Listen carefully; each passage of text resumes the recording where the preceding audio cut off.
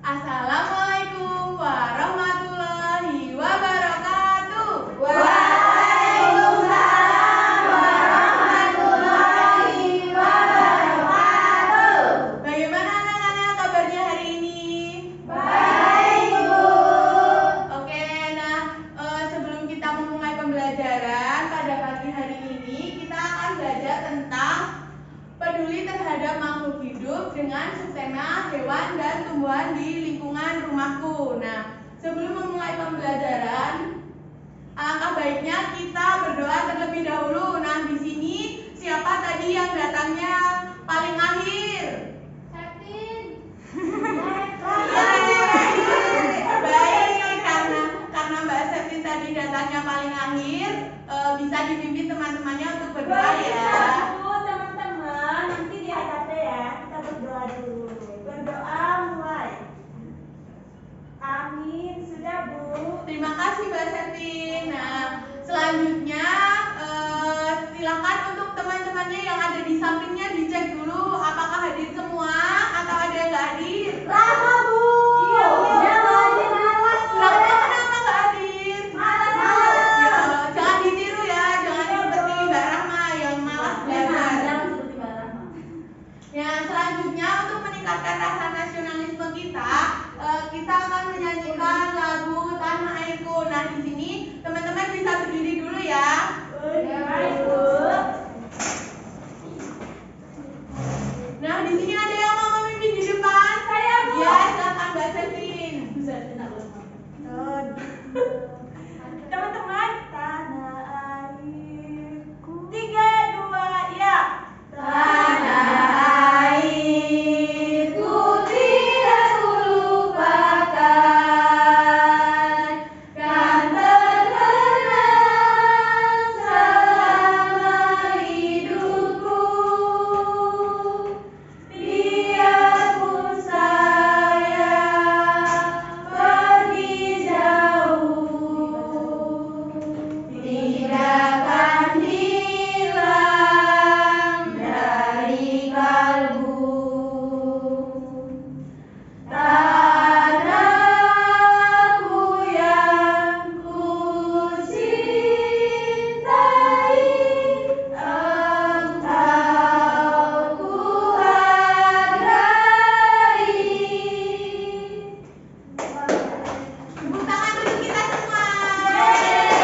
Terima kasih Mbak Septin. Nah, selanjutnya tujuan pembelajaran kita pada pagi hari ini yang pertama yaitu setelah membaca wacana tentang karakteristik berbagai daerah, peserta didik mampu menganalisis karakteristik daratan tinggi, dataran rendah, dan pantai dengan tepat.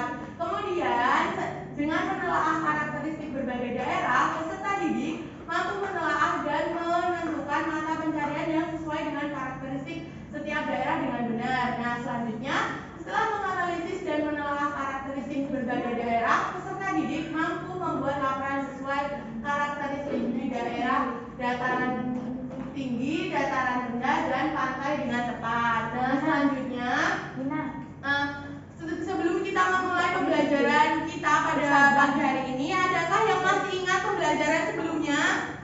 Masih, Bu. Pada pembelajaran sebelumnya kita belajar tentang apa?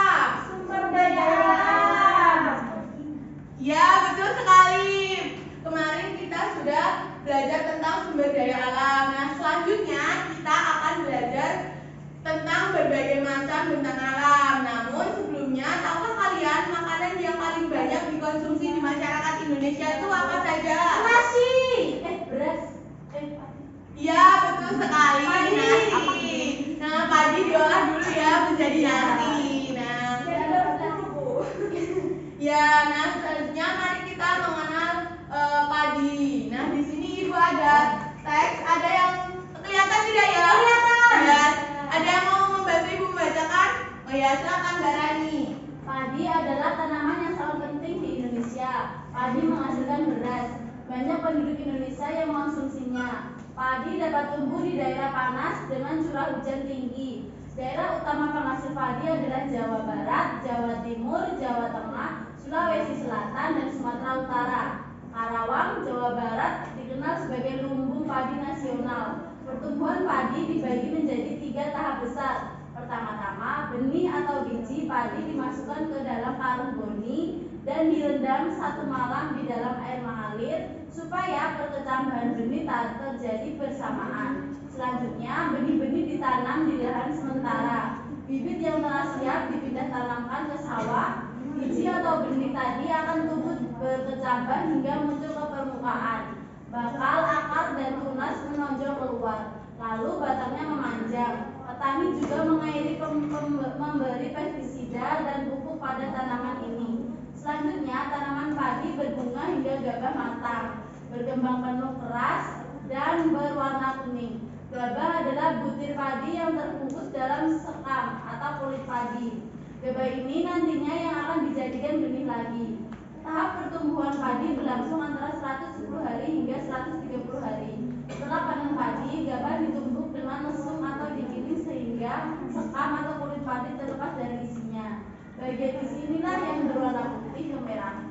Warna putih, kemerahan, ungu, dan bahkan hitam yang disebut beras. Baik, terima kasih Mbak Nani. Sama Ibu. Nah, selanjutnya di manakah padi ditanam? Di sawah. Benar sekali, di sawah. Nah, sawah itu merupakan daerah dataran rendah. Di sini Ibu ada contoh-contoh bentang alam, yaitu ada sawah, yaitu merupakan dataran rendah, kemudian ada pegunungan merupakan dataran tinggi, kemudian ada wilayah pantai. Nah, kenampakan alam adalah sifat atau keadaan tampak, keadaan dapat dilihat. Nah, alam adalah segala yang ada di sekitar kita. Nah, semua yang ada di atas bumi, lingkungan sekitar, dan sebagainya. Dengan demikian, kenampakan alam adalah berbagai bentuk muka bumi yang terjadi secara alamiah. Nah, kenampakan alam ini terdiri dari 2 bagian pokok, yakni kenampakan alam berupa daratan dan kenampakan alam berupa perairan. Nah, selanjutnya di sini Ibu ada berbagai macam kartu. Nah, di sini ada yang berupa gambar dan ada berupa tulisan. Nah, nanti di sini Ibu akan membagi 2 kelompok ya, kanan dan kiri. Nah, nanti di kelompok kanan ada gambar, nah sebelah kiri ada jawabannya. Nah, nanti kalian yang mendapatkan ini nanti kalian cari ya pasangannya siapa. Baik Ibu. Oke, Ibu bagikan ya. Terima kasih Bu. Terima kasih Bu.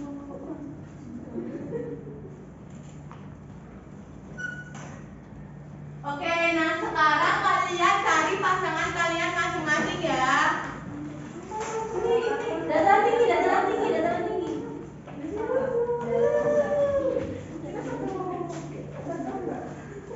Oke, sudah dapat pasangannya? Sudah, Bu. Nah, sekarang ini sudah dapat pasangannya. Nah, sekarang di satu-satu dibacakan ya, dapat apa dan dapat apa. Dari mulai Mbak Rani dan temannya. Dataran tinggi adalah wilayah daratan yang mempunyai ketinggian lebih dari 500 meter di atas permukaan laut. Daerah dataran tinggi umumnya dimanfaatkan sebagai daerah perkebunan. Selain itu, daerah dataran tinggi yang memiliki udara sejuk sangat disukai sebagai daerah tujuan wisata. Oke, beri tepuk tangan. Nah, selanjutnya, kelompok selanjutnya. Perbatasan antara daratan dengan lautan dan merupakan bagian dari pesisir. Pantai membentang mulai dari garis air paling rendah sampai ke tebing atau daratan di atasnya. Pesisir merupakan tanah datar berpasir di pantai atau tepi laut. Jadi kita mendapatkan gambar pantai. Yeay. Nah, selanjutnya Mbak Setin dan Mbak siapa? Mbak Ani. Daratan rendah. Daratan rendah merupakan wilayah daratan yang memiliki ketinggian antara 0 sampai 500 meter di atas permukaan laut. Daratan rendah terdapat di pulau-pulau besar di Indonesia yaitu Papua, Sumatera, Kalimantan, Sulawesi, dan Jawa. Daerah dataran rendah umumnya banyak digunakan untuk pemukiman, industri, dan pertanian. Yeay, beri tepuk tangan. Silakan kembali ke tempat ya. Terima kasih. Nah, untuk teman-teman yang sudah berani maju ke depan,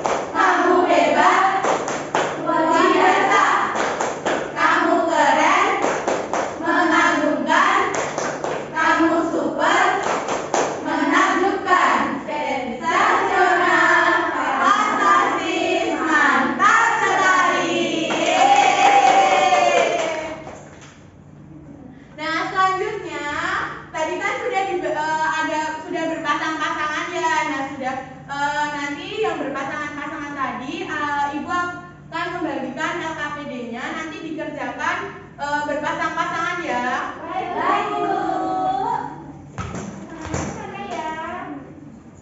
Oke, Ibu beri waktu berapa? 15, 10?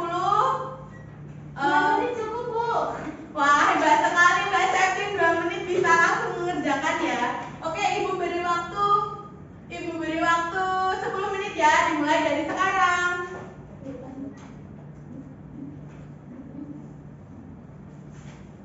Sudah selesai? Sudah, Bu. Atau ada yang masih bingung? Iya, Bu. Sudah? Oke. Nah, di sini ada yang dari kelompok mana yang ingin presentasi terlebih dahulu? Saya, Bu. Oke, silakan Mbak Septi.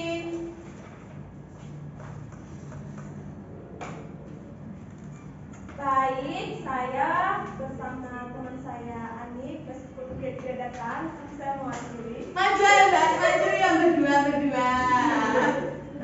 Jadi kami di sini membahas pantai. Lokasinya itu di perbatasan daratan dengan laut. Ciri-cirinya perbatasan antara daratan dengan laut dan merupakan daerah perairan. Sumber daya alamnya ada ikan laut, rumput laut, terumbu karang dan sebagainya. Manfaatnya yang pantai sebagai objek wisata, area tambak garam yang daratan tinggi. Lalu mata pencarian penduduk yaitu nelayan, pariwisata, pedagang ikan. Ya, beri tepuk tangan untuk temannya. Nah, kelompok mana lagi yang mau presentasi? Oke, silakan duduk. Terima kasih. Ayo, Kami dari kelompok 2 beranggotakan Nadia dan Nurul dari kelompok dataran tinggi. Lokasinya yaitu dataran yang mempunyai ketinggian lebih dari 500 meter di atas permukaan laut. Kemudian ciri-cirinya ketinggian lebih dari 500 meter sebagai daerah perkebunan dan memiliki udara yang sejuk. Sumber daya alamnya di dataran tinggi yaitu perkebunan karet, teh, kopi, dan cengkeh. Untuk manfaatnya dataran tinggi untuk perkebunan, untuk wisata alam, tempat pelestarian flora dan fauna. Untuk mata pencarian penduduk di dataran tinggi yaitu buruh tani, perkebunan, pariwisata, dan pedagang. Oke, ada yang jawabannya berbeda? Atau sama semua? Oke, baik. Terima kasih Mbak Nurul dan Mbak Nadia. Beri tepuk tangan. Oke, yang selanjutnya ada dari dataran Rendah. silakan. Oh ya. Ayo, Mbak. Ayo kelompoknya. Kami dari kelompok 3 yang beranggotakan saya Rani Aulia dan Melinda. Ya, saya akan membacakan dari dataran rendah. Lokasinya dataran yang memiliki ketinggian 0 sampai 500 meter di atas permukaan laut. Lalu ciri-ciri dataran rendah, ketinggiannya antara 0 sampai 500 meter, terdapat di pulau besar dan digunakan untuk permukiman industri dan pertanian. Lalu sumber daya alamnya pertanian, padi, buruh, industri dan pusat ekonomi. Kemudian manfaat dataran rendah yaitu pusat aktivitas budaya, jalur transportasi dan juga pertanian. Lalu mata pencaharian penduduk dataran rendah yaitu buruh, peternak, industri. Oke, ada yang jawabannya berbeda? Sama, Bu. Oke, beri tepuk tangan untuk Mbak Nadia dan Mbak Nadia. Silahkan kembali ke tempat. Terima kasih ya. Nah, setelah kita pembelajaran kita pada pagi hari ini, di sini Ibu ada sebuah kesimpulan dari pembelajaran kita. Ada yang ingin membacakan? Saya, Bu. Oke, silakan Mbak Nurul. Penampakan adalah sifat atau keadaan tanpa keadaan dapat dilihat. Alam adalah segala yang ada di sekitar kita. Semua yang ada di atas bumi, lingkungan sekitar dan sebagainya. Contohnya dataran rendah, dataran tinggi, dan pantai. Baik, terima kasih Mbak Nurul. Sama-sama. Nah, selanjutnya sebelum Ibu mengakhiri pembelajaran pada pagi hari ini, ada yang ingin ditanyakan? Tidak. Bagaimana perasaan kalian setelah pembelajaran pada pagi hari